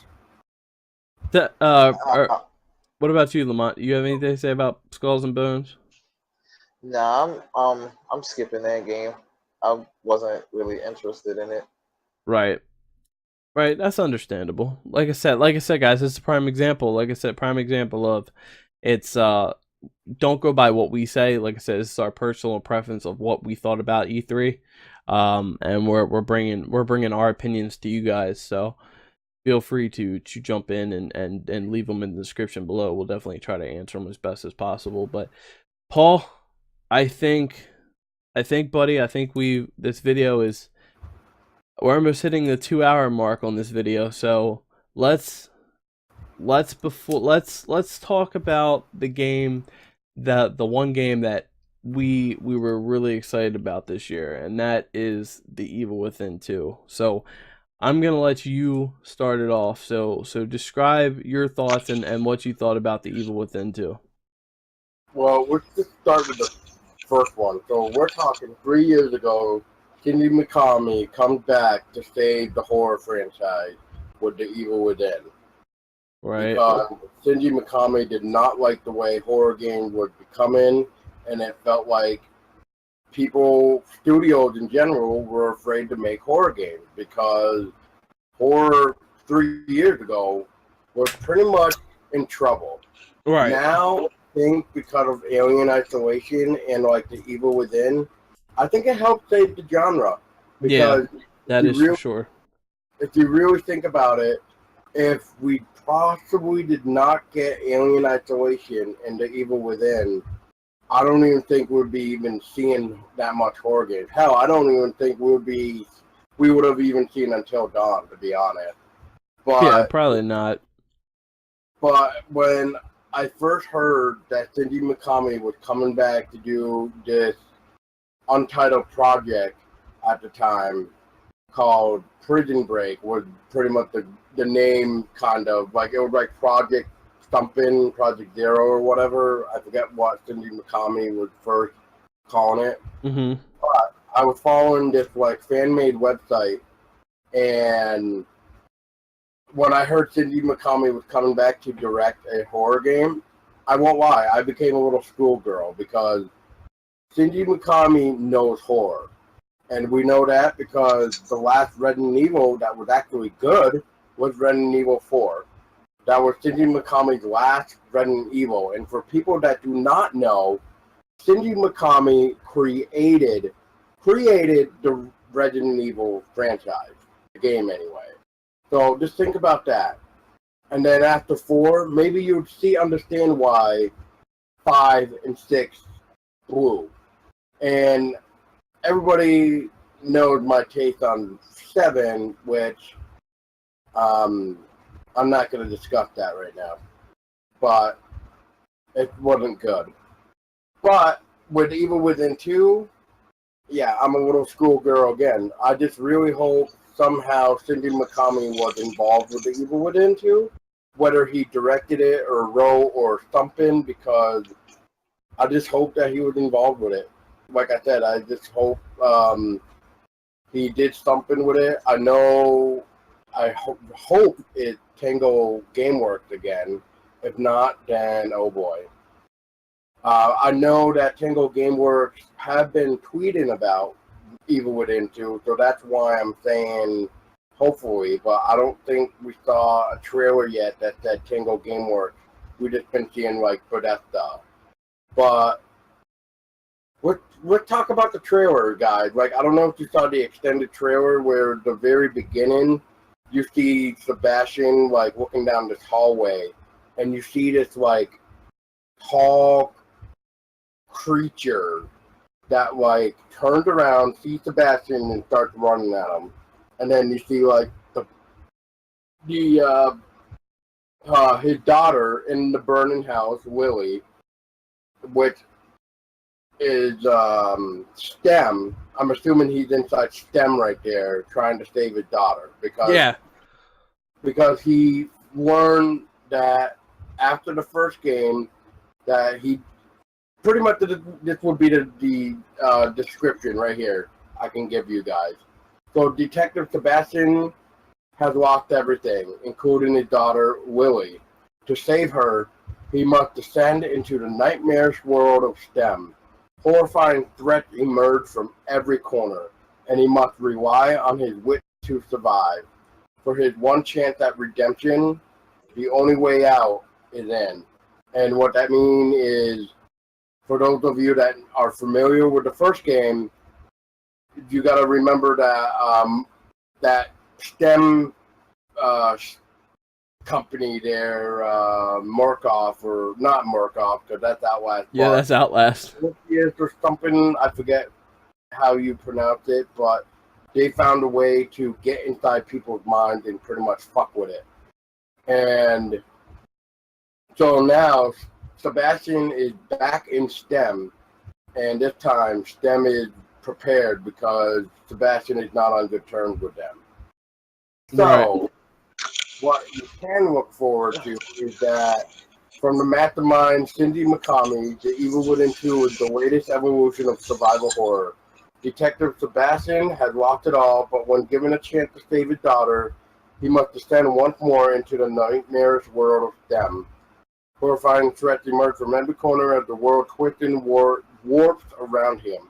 Will Sebastian face head-on with weapons and traps, or will he sneak through the shadows to survive? And then I give you a pretty long list of what you can do. Which one thing that I find really cool is that now you can actually craft traps. You can craft ammo by just looking for the resources. And so you don't really have to look for like ammo and stuff that you had to in the first game. Now you can actually just create it as long as you have the resources available. Right. But yeah, so what about you guys? I mean, I know I could probably go on about Evil Within because I've been reading up on everything, seeing everything. I mean, one thing I will say is, I don't know if you guys heard about it, but now you can actually do side missions with the Evil Within. Right. No, I see. I didn't know about the side missions, but honestly, I through the trailer, it blew my mind. The trailer blew my mind. I couldn't even. I don't even think I can words can describe how I feel about the trailer because it's just it touched me, man. Especially because of the whole thing with the whole Sebastian and his daughter. And he thought that she was dead, and then it turns out, I see the one thing. She just been trapped in STEM. Yeah, exactly. The whole time, yeah, she's been trapped in STEM. But is that a part of STEM though? With the whole this white liquid shit that keeps grabbing him, is that part of STEM? Yes. Because I've noticed a couple times in the trailer you saw. Yeah. Yeah, you saw that he was trapped and he was confused but I honestly overall I thought the trailer was really good. I'm really excited about it. I just can't wait for it to come out this year in October. Speaking of guys, October it comes out on Paul's birthday, guys. So that's I know he's really excited about that. Oh, I've already pre-ordered that damn thing. So yeah. I mean, it was definitely the day one purchase for me. Yeah, I gotta pre-order my copy still, but it's phenomenal. I can't wait to play it. And yes, I can confirm that Tango Gameworks is back with the Evil Within. Thank God. Oh yeah. I am still curious though if Cindy McCamey plays a part in this game, which I really hope he does. Which, speaking of which, I have the art of the Evil Within book, and did you guys see the trailer where you saw this one enemy that had the flamethrower with that gas mask on? Yeah, I saw that. He was actually an original concept design in the first game that was never used. I didn't know that. I did not know that at all. Me neither. I didn't know crazy. that either until somebody pointed it out, and then I went back into the art book and found them. Huh. That's crazy. He And does so, not as, have a name. uh-huh. I can say that, but he is in the art book. So, but he is, but they are so they are now putting him in the second one, right? Yes. Okay, so I mean that'd be cool. I mean, honestly, I didn't know that he wasn't. I knew about him, but I didn't know that. I didn't know that. It's been a while since I played the first one, but I didn't know that he wasn't in the first one. I thought he was, but the fact that he wasn't, I think it's gonna be really cool that they're at least putting him in. They're putting him in the second one, so I think that'd be really cool. All I'm gonna say is if you're looking to find a copy of the Art of the Evil Within, good luck because I'm looking at Amazon right now and whoo, oh boy. All right. So Lamont, what's your final takes on the game before we start wrapping up? Just one thing, I'll definitely be getting it. It looks good. Yep, it's a game that it's a game that story in general is what won my heart. It's gonna be the main key, which is the story. Which, I mean, the first game, when you learn everything that's going on, especially with the DLC, when you play as Kidman, the person that betrays you. Spoiler alert! Anybody who's not played DLC, but I think after 3 years, I'm pretty sure everybody has played the DLC and knows what's going on by now. Right. If not, oops. Right. But one thing I thought was really interesting is that Kidman is back. Yeah. I think he finally I think she smacked herself across the face a few times. Yeah. Because from what I understand, you can actually Sebastian has a radio. So I'm going to explain this then, since Barry, you said that you didn't know there was side missions, so I'm going to explain this. So you remember seeing in a trailer or even screenshot that Sebastian is holding a radio in his hand? Yeah, I saw that. Okay, he is holding a radio that keeps him in the real world and the STEM world. Mm-hmm. So his way is if he feels like he's starting to lose faith in STEM, he can use the radio to contact Kidman, because from what I understand, Kidman is the one that is on the other side of the radio that is talking with him. So, and I guess Kidman is back. So if you like Kidman, especially with that ass, there you go. Yeah. All right. Yeah.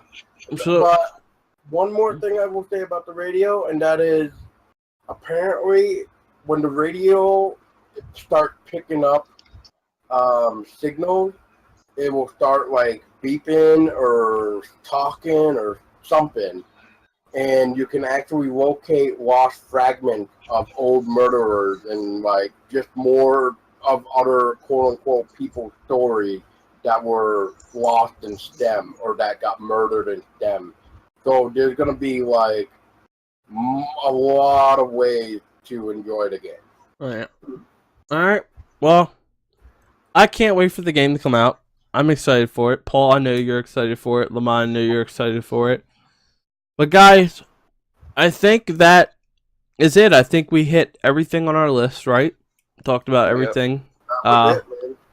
So, guys, I had fun. I had fun with this, guys. To everybody that's on my YouTube channel, make sure you guys stay up to date with all the games that are coming out. And if you guys got any questions, like I said, make sure you guys leave them in the comments below. I will definitely try to answer them as best as possible. Let me know in the comments below what you guys thought about this first ever Sky TV episode, the best parts of E3.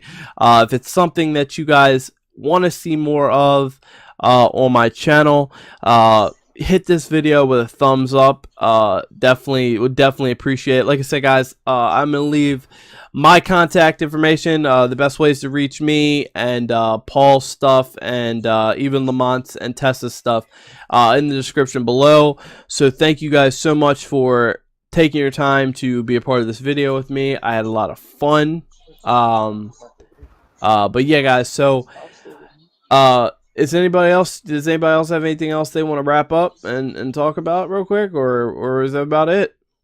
That's about it. I'm good. All right. That's it, man. All right, Paul. Well, do you want to do your thing for your podcast? Well, for everybody, I know we haven't been talking that much for the podcast, but we just want to try something different. Since me and Barry here, Barry started his own Sky TV, so make sure you check that out. He's starting it. It's not going to be just horror. It's going to be everything besides horror. We're going to me and Tessa will probably help him with horror stuff. Otherwise, Lamont here will be helping Barry with like probably Injustice and Spider-Man and all the other stuff that we didn't really care about. But yeah, so once again, guys, if you made it this far, thanks again. Like Barry has said multiple times, don't take our word for granted. If you feel like you're going to hate it too or like it, then go check out the trailers at YouTube and just type in E3 2017 trailer. And Dave, is there anything you would want to add to? No. No? No, I felt like we covered everything. All right. Well, guys, thanks again. And I don't know how we're going to be ending this because we did, like I said, the first time me and Barry are doing, like, recording something at the same time. And I'm trying out something new as well. So why don't we'll end off with your intro, guys. At the end of the day, thank you guys so much for watching this video. Make sure, like I said, leave any comments below. I will answer them best as possible. Make sure you guys follow me on all social media. I will leave all that in the description below. And as always, take care. Thank you guys so much for tuning in, and I'll see you guys in the next video. And also, guys, it's always a pleasure to keep you up on the scariness. And like always, baby, stay scary.